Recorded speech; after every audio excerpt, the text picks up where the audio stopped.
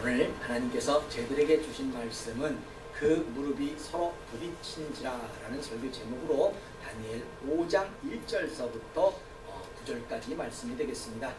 그래서요, 오늘은 앞부분 1절, 2절, 뒷부분 8절, 9절을 교독하도록 하겠습니다. 제가 먼저 읽고요, 마지막 9절은 다 같이 읽도록 하겠습니다. 벨사살 왕이 그 귀인 1,000명을 위하여 큰 잔치를 배설하고 그 1,000명 앞에서 술을 마시니라.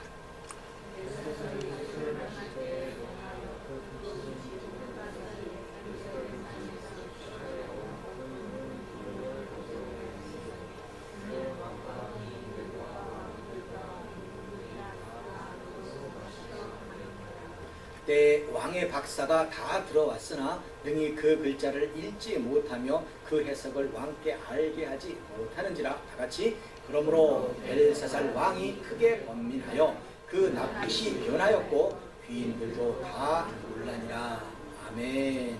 자, 우리 다같이 반갑게 인사 나누도록 하겠습니다. 예수님 이름으로 사랑합니다. 주인분들 보시고요. 예, 예수님 사랑합니다. 잘 나오셨습니다.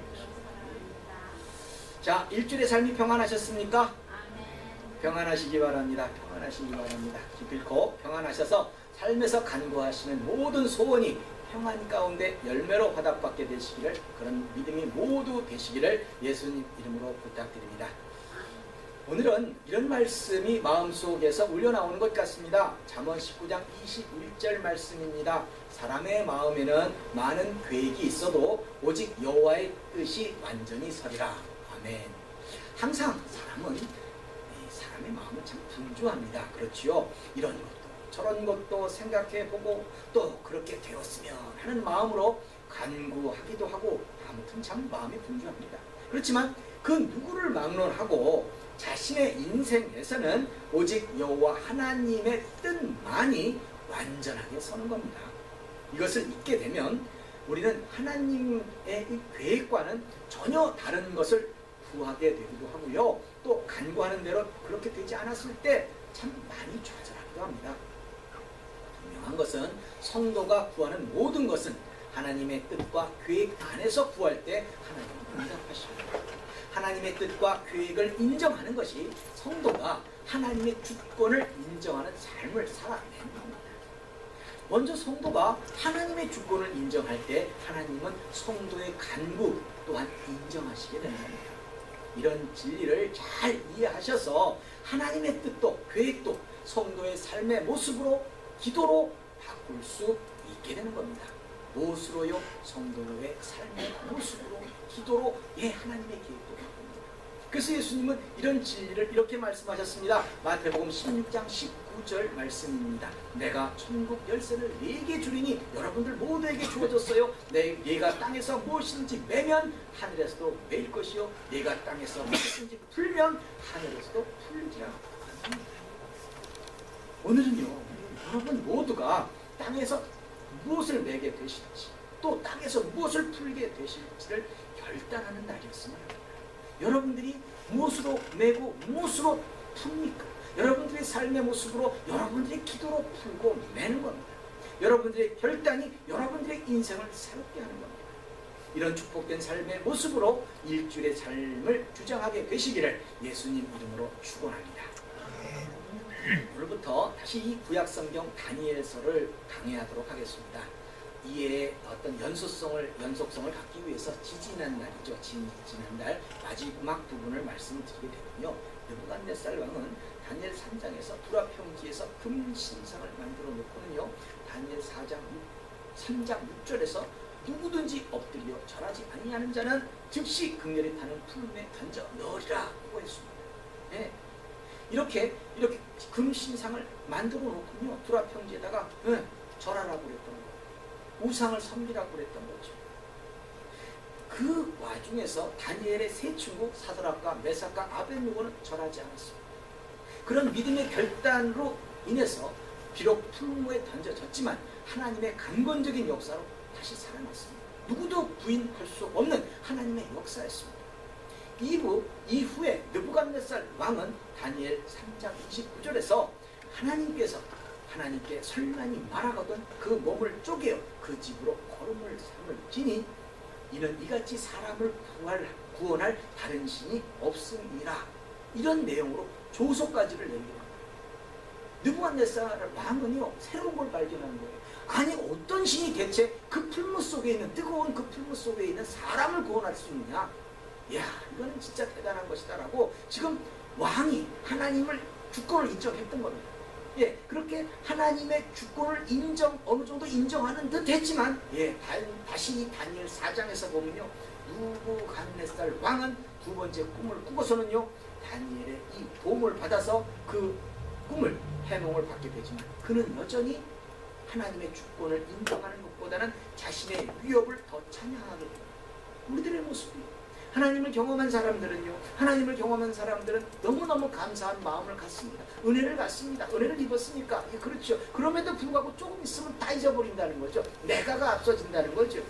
여기 느부갓네살 왕도 마찬가지인 거예요. 자신이 지금 세운 위협, 예, 자신의 궁전 위에서, 옥상에서, 지붕 위에서 지금 세상을 바라보고 있습니다. 휘황찬란하죠. 엄청나게 번성했죠. 그것을 자신이 했다고 생각하는 거라는 겁니다.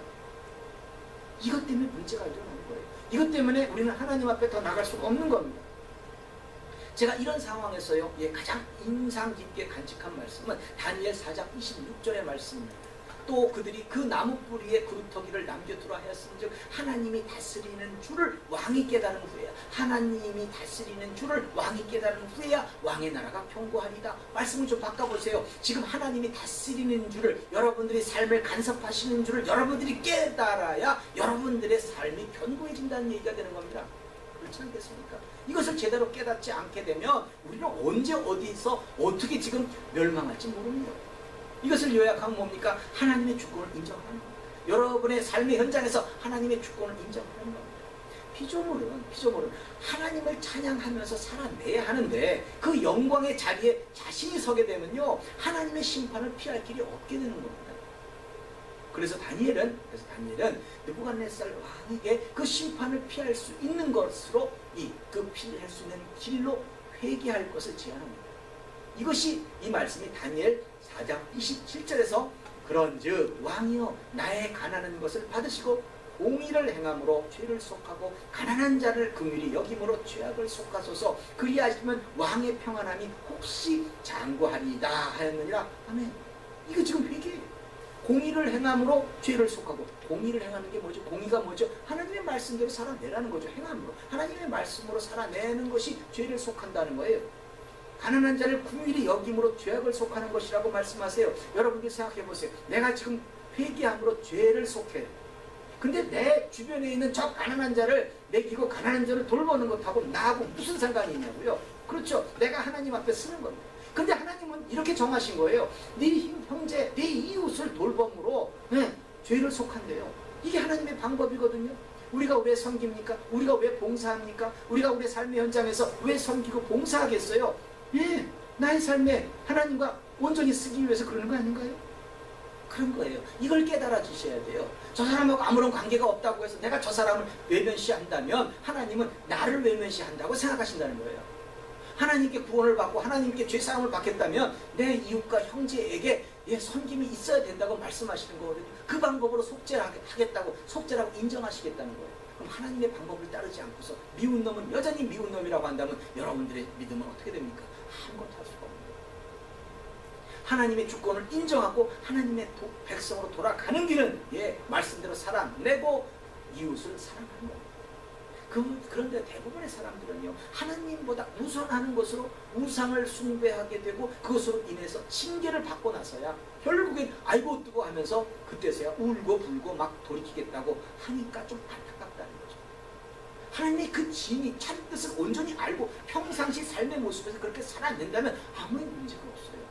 그런데도 알면서 은혜를 받았고 하나님의 말씀을 받고 뭔가 좀 하나님이 역사하시는 것을 체험했음에도 불구하고 그것이 오래가지 못한다는 거죠.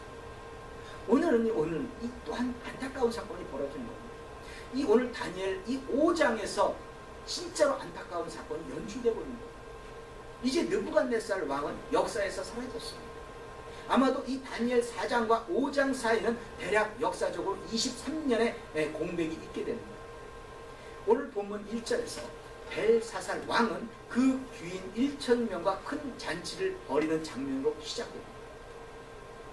그런데 벨사살 왕은 느부갓네살 왕의 직계 아들은 아닙니다. 느부갓네살 왕은 주전 561년에 죽었습니다. 그리고 느부갓네살을 계승한 아들 에월 무로닥은 바벨론 제국을 2년간 통치하다가요, 그의 처남인 네리그리살에게 암살을 당합니다. 그리고 그 네리그리살이 한 4년을 통치한 후에 전쟁에서 죽게 됩니다. 그래서 그 아들 네리그리살의 아들 나밧이 마둑이 왕위를 물려받게 되었지만 이 아들은 겨우 2달도 채 통치하지 못하고 나보니두스에 의해서 주전 556년에 암살을 당했습니다. 이 본문에서 나오는 벨사살 왕은 바로 이 나보니두스의 아들이었습니다. 벨사살은 그의 부친 나보니두스의 17년 통치 중에 제3년에 부친과 함께 제국을 다스리는 공동섭정의 자격을 얻게 됩니다. 그래서 부친이 이 부제시에 이 바벨론 성에 없을 때, 도성에 없을 때 이 바벨론 도성에서 제국을 통치하였던 겁니다. 이런 배경을 가지고 왕위에 있었던 이 벨사살 왕은 이제 사고를 치게 되는 겁니다. 사고를 치는 겁니다. 오늘 본문 2절에서 벨사살 왕은 그의 부친 느부갓네살 왕이 예루살렘 전에서 취하여 온 금은 기명을 가져오게 하였으니 이는 왕과 귀인들과 왕후들과 빈궁들이 다 그곳으로 마시려 함이었더라는 겁니다. 여기서 일단 짚고 넘어가야 할 부분은 벨사살이 느부갓네살 왕을 그의 부친이라고 한 점입니다. 이것을 족보로 따지게 되면 틀린 부분입니다. 이것은 족보로서 맞는 게 아닙니다.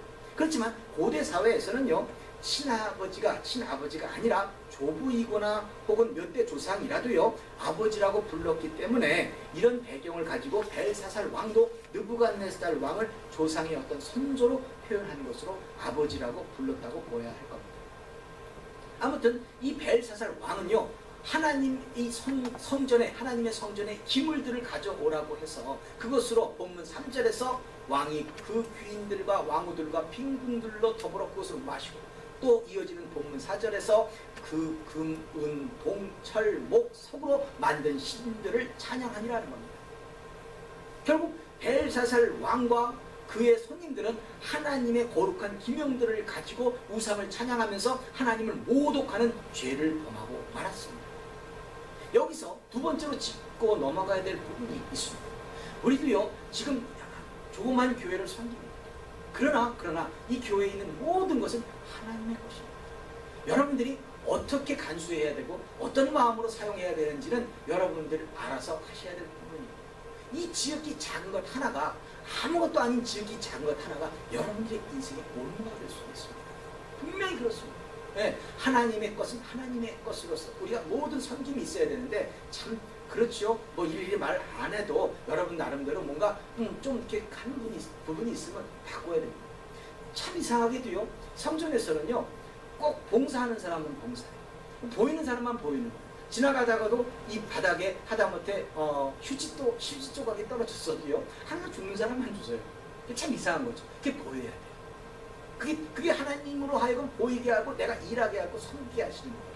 그런 부분까지도 사실 영적으로 예민해질 필요성이 있습니다. 그렇듯이요, 어떤 하나도 정성 들여 닦고 정성 들여 섬기고 이런 모든 것이 하나님이 보시는 정성이에요. 그렇기 때문에 중요하다는 거죠. 아무튼 여러분들 이런 부분에서 성전 기물은 함부로 여러분들이 임의로 마구 다루는 게 아니라는 것을 생각하셔야 됩니다. 아무튼 이 상황에서 벨사살 왕은요, 성전 기물, 그야말로 거룩한 이 예루살렘 성전에 있었던 그 기물들을 향해서 자신들의 그 유익을 위해서, 뭡니까, 쾌락을 위해서 그걸로 술을 마셔대면서 막 금상, 은상 뭐 이런 거 막 만들어져 있는 걸 막 찬양하고 막 이루고 있었던 거예요. 엄청난 거죠.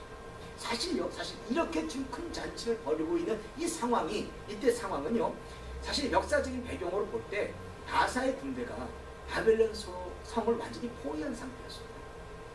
그러니까 바벨론 말기를 기록한 나보니두스 연대기라는 역사책에는요, 이 큰 잔치가 있기 3일 전에 벌써 벨사살 아버지인 나보니두스가 이끌던 이 바벨론 부대가 메대와 바사의 침략군들에게 완전히 대패했다고 기록되어 있습니다.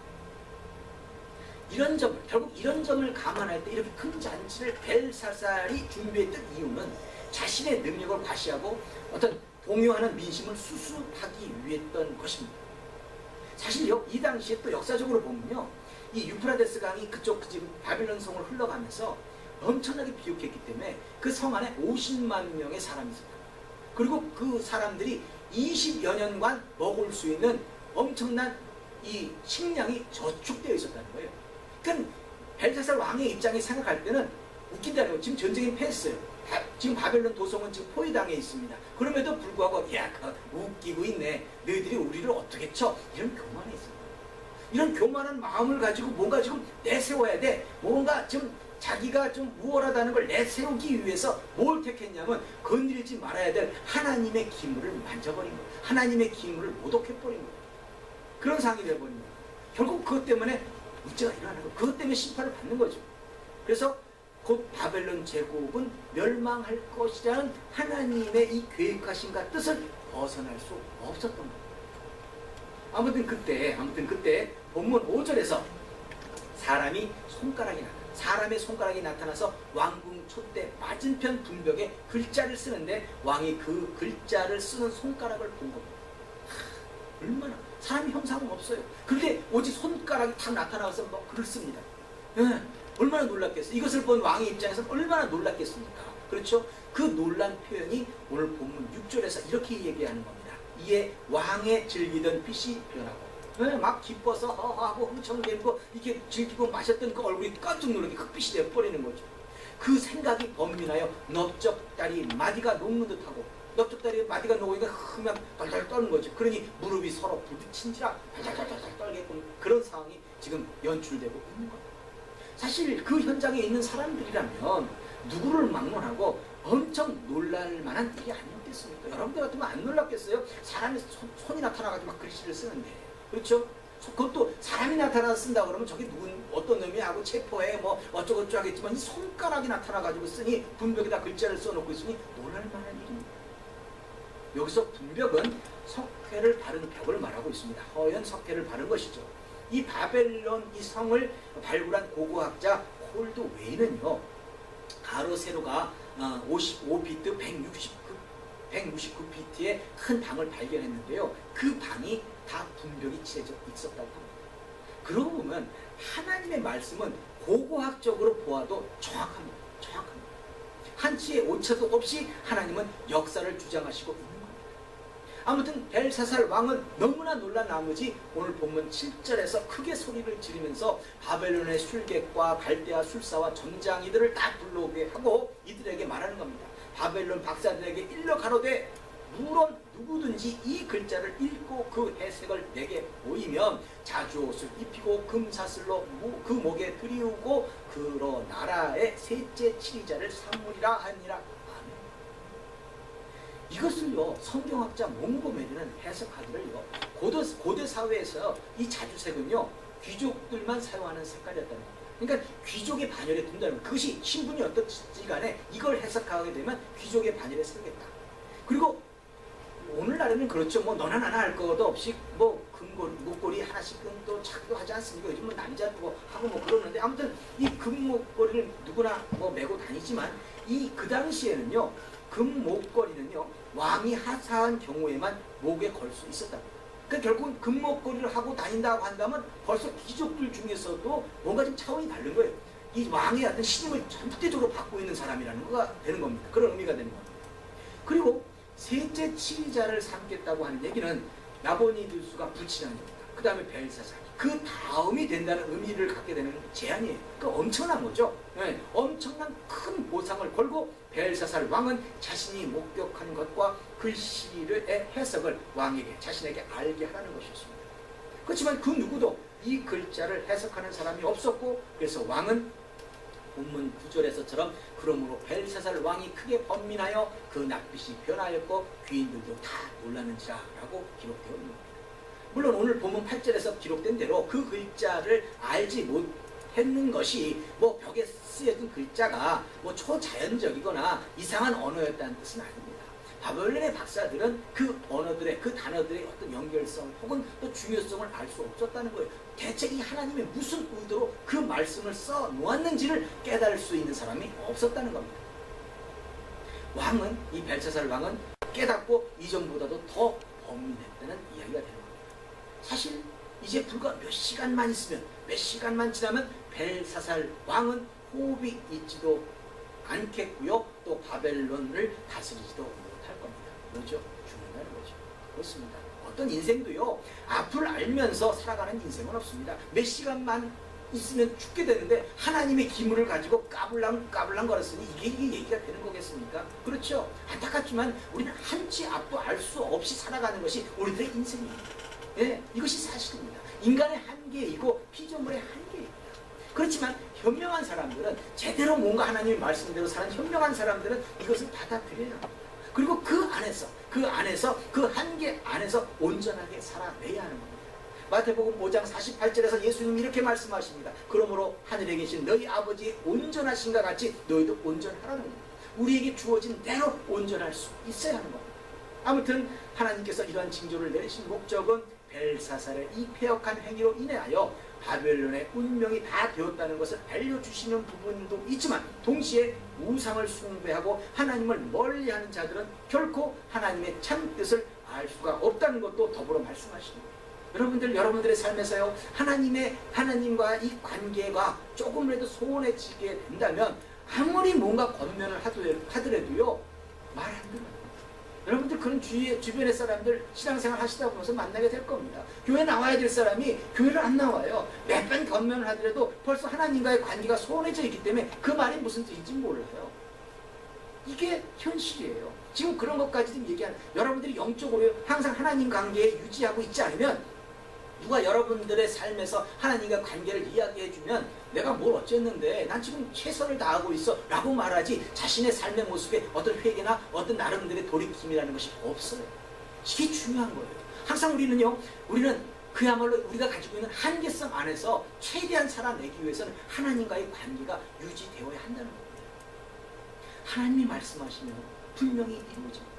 이 본장을 통해서 우리는 오래전에 과연 느부갓네살 왕에게 주어졌던 그 예언 중에서 그 첫 번째 부분이 이루어지는 것을 우리는 보게 됩니다. 다니엘 2장에서 느부갓네살은 꿈을 꾸었죠. 그 꿈이 뭐였습니까? 미래의 역사에 대한 청사진, 즉 금, 은, 동, 철, 진흙 이런 것으로 만들어진 신상을 보았습니다. 느부갓네살 왕에게 주어졌던 이 바벨론의 영광, 즉 금머리의 권세가 이방이 지나면 이제 새로운 제국의 출현, 즉 메대와 바사라는 페르시아라는 은으로 된 팔과 가슴의 권세로 바뀌게 된다. 이렇게 하나님은요, 세계의 역사에서도 하나님의 계획하심이 분명히 있습니다. 그렇게 분명히 있듯이 하나님은 우리들 개인 각각을 향해서도요, 계획하심과 뜻하심이 있다는 것을 우리 성도들은 잊지 말아야 합니다. 우리는 여기서 중대한 결심을 해야 합니다. 하나님은 진짜로 한 번 정하신 계획과 뜻은 돌이키지 않으시는 분입니까? 진짜로 여러분들 그렇게 생각하십니까? 분명한 것은 하나님은 우리가 무엇으로 행하든지 그것으로 심판하시고 그것으로 미래를 정하십니다. 이건 안 바뀝니다. 여러분들이 무엇을 행함으로 회개가 된다고 그랬어요? 그렇죠? 네, 말씀으로. 네. 아무튼 우리가 어떤 행함이 있든지 그 행함을 통해서 하나님이 심판하시는 겁니다. 이것은 절대 변하지 않습니다. 하나님은 오래전부터 바벨론의 영광은 메대와 바사, 즉 페르시아를 통해서 심판하실 것을 정했습니다. 오늘 그 마지막 벨사살의 분별 없는 행동을 통해서 하나님의 주권을 인정하지 않고 성전 기물들을 조롱하는 그 대가를 치르게 하십니다. 그렇지만 다른 한편으로 생각해 볼 때 느부갓네살 왕이 이렇지 않습니까? 과거에 다니엘의 경고를 받았었어요. 하나님의 주권을 인정하고 이 다니엘의 권면을 받아들였다면 과연 이 느부갓네살 왕이 7년 동안 짐승처럼 살았겠습니까? 이것도 한번 생각해 보시라는 거죠.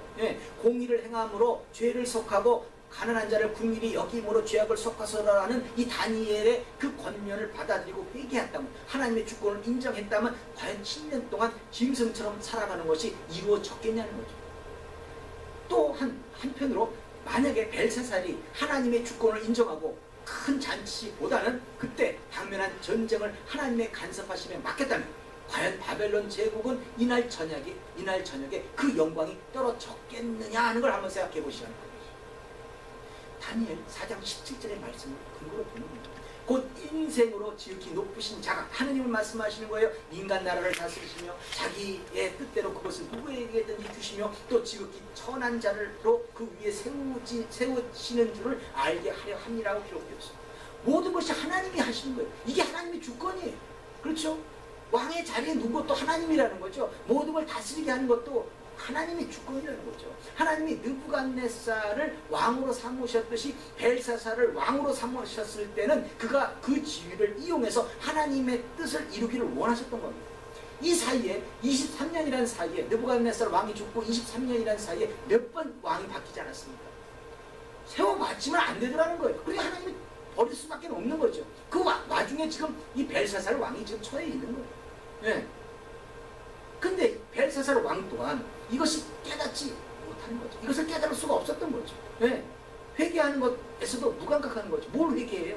네. 그냥 즐겨 마시고 노는 거에 바쁜 사람들이 자신이 세운 그 위협, 자신이 다 한 거라고 생각하는 사람들이 대체 무슨 감각이 있어서 그 모든 것을 하나님의 말씀을 깨닫겠습니까? 모든 위치에는요 책임이 있습니다. 책임이 있는 겁니다. 가정에서도 이 가장, 그렇죠? 공무원, 이 나라에서도 공무원도 그렇죠. 왕에게도 책임이 있는 겁니다. 왕이 책임을 다하지 못할 때 그 나라는 망하는 겁니다. 가장이 온전히 서지 못할 때 그 가정은 흔들리는 겁니다. 그렇다면 100번 양보해서 세계의 역사는 하나님이 정하신 대로, 미래대로, 그 예정하신 대로 간다고 할지라도 여러분들을 향한 하나님의 계획과 뜻은 여러분들이 어떻게 살아내는가로 바뀔 수 있다는 것을 깨달아야 한다는 겁니다. 여기쯤에서 다시 묻겠습니다. 하나님이 일단 정하신 저와 여러분들을 향한 계획과 뜻은 돌이키지 않으십니까? 전혀 바꾸지 않으십니까? 그렇다면 이것이 진짜 맞는 거라고 한다면 우리가 기도해야 할 이유가 뭡니까? 변하지 않을 텐데, 우리는 어차피 그냥 그렇게 가고 말 텐데 우리가 왜 기도를 해야 돼요? 우리가 왜 말씀대로 살아야 돼요? 하나님이 계획하신 대로 그냥 살다가 가면 되는 거지. 그렇죠? 이건 문제가 있는 거 아닙니까? 이건 뭔가 아니지 않습니까? 하나님은요 약속을 변개치 않으시는 이 하나님의 말씀대로 그대로 하시는 신실한 하나님이시면서 긍휼의 하나님이십니다. 이것을 잘 이해하셔야 합니다. 이스라엘 백성들이요 이와 같은 반증을 성경에서 이야기하기를 이스라엘 백성들이 출애굽을 하면서 금으로 송아지를 만들어 가지고 그것을 섬기면서 다시 애굽으로 돌아가자고 했을 때 이들은 뭐예요? 다 죽었어야 하는 겁니다. 그렇죠. 우상을 숭배해야 했잖아요. 말도 안 되는 거죠. 그렇지만 모세는 이들을 위해서 구원해 달라고 하나님께 간절히 기도했고 또 이들이 회개하게 되니까 하나님은 이 백성들을 향한 진노를 돌이키셨다고 성경은 기록되어 있습니다. 출애굽기 32장 14절에서 여호와께서 뜻을 돌이키사 말씀하신 화를 그 백성에게 내리지 아니하시느니라.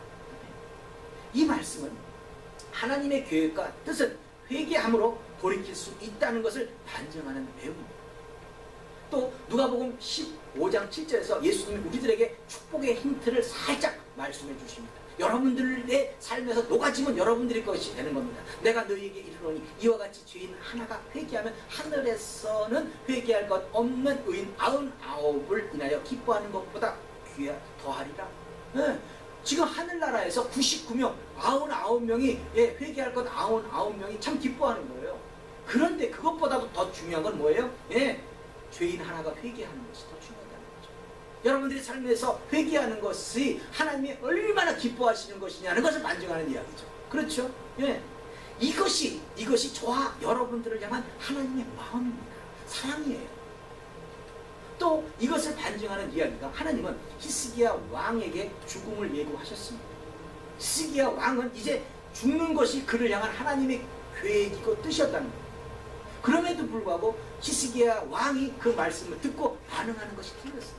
열왕기하 20장 1절에서 보시면요 여호와의 말씀이 너는 집을 처치하라 네가 죽고 살지 못하리라 하셨나이다. 자, 이사야 선지자를 통해서 그대로 말씀을 전하는 거야. 너 이제 죽는 거야. 너 이제 가정 내 집에 뭐 이것저것 다 뭐 주변에 거 다 정리하고 이제 죽을 테니까 다 정리해 라고 말씀을 주셨어요. 이사야 선지자를 통해서. 그렇지만 왕이 이 말씀에 대해서 반응한 것은 아이고 나 죽었네, 나 이제 죽으니까 뭐 아이고 모르겠다, 니들 알아서 하고 뭐 어쩌고 저쩌고, 이게 아니라 이 히스기야 왕이 반응한 것은 이어지는 2절에서 히스기야가 낫을 벽으로 향하고 여호와께 기도하여 가로되, 기도했다는 거예요. 기도했다는 거. 또 이어지는 3절에서 여호와여 구하오니 그 기도의 내용이 내가 진실과 전심으로 주 앞에서 행하며 주의 보시기에 선하게 행한 것을 기억하옵소서 하고 심히 통곡하더라. 아멘. 히스기야 왕은요, 그동안 하나님 앞에서 살아왔던 것을 걸고 생명을 연장해 달라고 이야기하고 있는 거예요. 통곡하고 있는 거예요. 하나님, 내가 그동안 하나님을 얼마나 잘 섬겼습니까? 내가 지금 이 시간에 죽어야 되겠습니까? 하나님, 전 할 일이 많습니다. 하나님이 지금 맡기신 저의 이 모든 것들, 이 분기 안에 이런 것들이 다 움직여져야 되는데 지금 제가 이것을 놓을 수가 없습니다. 그동안 내가 하나님을 섬겼던 거 다 아시잖아요. 라고 통곡했다는 거예요. 그것이 우리들에게는 힘이 된다는 거죠. 네. 이 통곡 이후에 그 우여곡절 속에서 히스기야 왕은 앞으로 15년 동안의 생명이 연장됩니다. 이게 대체 뭔 거예요? 하나님이 결단하시면 그대로 된다는 거예요? 그대로 가는 거예요? 그럼 왜 기도를 해요? 바뀐다는 거예요. 바뀔 수 있다는 거예요. 하나님이 한 인생에게 어떤 계획과 뜻을 가졌다 해도 그동안 삶의 모습을 걸고 기도하게 되면 그렇게 하면 바뀐다는 거예요. 그러나 한 인생의 삶이 그동안의 삶의 모습으로는, 여태껏 살아왔던 모습으로는 도저히 구원을 받지도 못할 상태랍니다. 더 이상 늦지 않게 회개하고 돌아서서는 다시 통곡하고 매달려 보라는 거예요. 바뀐다는 거죠. 안 된다는 게 아니라 된다는 거죠. 이것이 우리들에게 중요한 메시지가 되는 거예요. 이것이 여러분들의 삶에서 적용되어졌을 때 우리는 당당하게 하나님을 섬기면서 하나님께 구할 수 있는 거죠. 그럼 뭐가 돼요? 하나님이 우리들의 인생을 바꾸게 하실 수 있다는 거죠. 그렇죠? 여러분들의 인생도 바뀔 수 있다고 성경은 말하는 겁니다. 그렇죠? 그것을 성경은 또 이렇게도 표현하잖아요. 불의한 재판관이 과거의 강청에 모든 것을 다 이루어줬지 않습니까? 그렇듯이 하나님이, 우리를 사랑하시는 하나님이 우리들이 간구하는 소원을 이루지 않으시겠냐는 거죠. 문제는 절대 먼저 하나님의 주권을 인정하시기 바랍니다. 모든 것이 하나님께 있다고 인정이 돼야지 내가 뭔가 하나님께 기도를 하고 내가 뭔가 하나님께 회개를 하더라도 이루어지는 거지, 하나님께 있을까 말까 해가지고 아무것도 이루어지는 게 없는 거죠. 그러니까 무조건 절대적으로 하나님의 주권을 인정하시기 바랍니다. 그리고 성도의 삶에서 하나님보다 무엇이든지 간에 우선이 되는 것이 있다면 그것이 다 우상이에요. 우리가 생각할 때 내가 금신상을 집에다 모셔놓고 절하지 않았는데 내가 무슨 우상을 섬겨? 내가 뭐 절대 나는 우상하고는 상관없는 사람이 아니요. 여러분들의 인생에서 그것이 무엇이었든지 간에 하나님보다 앞서면 그건 다 우상이에요. 이것을 잘 이해하셔야 됩니다. 물질은 물론이고요, 자식까지도 하나님보다 우선이 되면 우상이 되는 겁니다. 아브라함이요, 독자 이삭을 바치자는 그 하나님의 명령에 그냥 순종했어요. 왜? 100세에 낳은 아들, 눈에 놓아도 아프지 않을 그 아들을 바치래요. 하나님이 바치라고 하니까 그대로 제단에다 그냥 올려놓고 그냥 칼을 들지 않습니까? 이게 이유가 뭐겠어요? 하나님보다 우선하지 않다는 거예요. 그 믿음을 보여주니까 결국은 하나님께 그 믿음을 보여드리게 되니까 결국은 믿음의 조상을 삼으시는 거예요. 같은 겁니다. 같은 거예요. 여러분들이 우리들에게 있는 물질이요, 어떻게 사용하는가에 따라서, 우선순위에 따라서 우상이 되기도 합니다. 여러분들에게 있는 물질은요, 하나님의 일을 감당하기 위해서 주시는 거예요. 그러니 하나님께 우선이 되어야 되는데 그렇지 못하고 물질이 우선되어 버리면 우리들의 삶의 모습은 하나님이 빗정이 되어 버리는 거죠. 말라기 3장 10절의 말씀을 보시면 만군의 여호와가 이르노라 너희의 온전한 11조를 창고에 들여 나의 집에 양식이 있게 하고 그것으로 나를 시험하여, 하나님을 시험하라는 말씀이 여기에 있어요. 하나님을 시험하여 내가 하늘문을 열고 너희에게 복을 쌓을 것이 없도록 붙지 아니하노라 라고 말씀하세요. 하나님을 시험해보래요. 우리 보러. 그렇죠? 여기서 말하는 11조 생활을 성도라면 안 하는 사람은 없죠. 다 해요. 안 하는 사람이 어디 있겠어요. 근데 여기서 말하는 11조를 좀과 다른 면으로 한번 생각해 보시기 바랍니다. 이를테면 재물에 사용하는 우선순위, 그 우선순위로 물질이 우상이 되기도 하고 믿음이 되기도 하기 때문에 그 부분을 한번 잘 생각해 보라는 거예요. 성경은 이것을 이렇게 표현합니다. 마태복음 6장 33절에서 너희는 먼저 그의 나라와 그의 의를 구하라. 그리하면 이 모든 것을 너희에게 더하시리라. 이 말씀은 단락만 빼면요, 이게 지금 무엇을 얘기하는 거지? 라고 생각하시게 됩니다만 이 말씀의 전후 문맥을 보게 되면 여기서 말하는 것은 물질입니다. 물질의 우선순위입니다. 다시 정리합니다. 성도의 각자에게 하나님의 계획은 있습니다. 그러나 그것이 무엇이든지 성도의 삶의 모습을 근간으로 기도할 때 하나님의 계획은 바뀔 수 있다는 겁니다. 더 좋은 것으로 말입니다. 그렇게 하기 위해서는 성도는 먼저 하나님의 그 주권을 절대적으로 인정해야 합니다.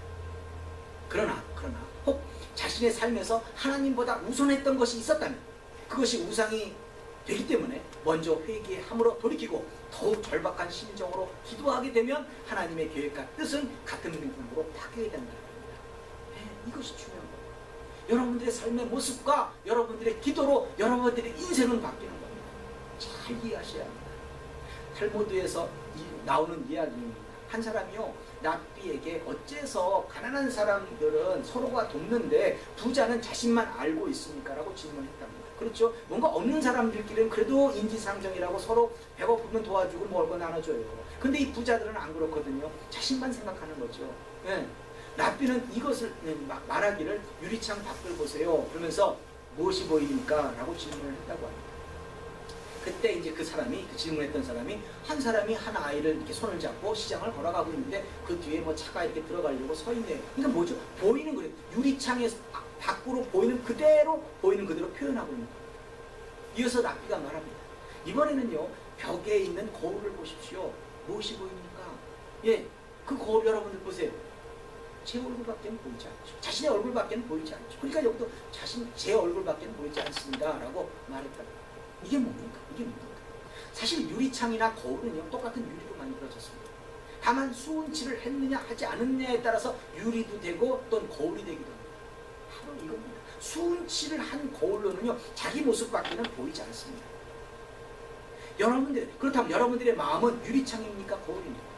보고 싶은 것만 보고 하나님이 보게 하시는 것에는 반응하지 않습니까? 그래서는 안 된다는 거죠.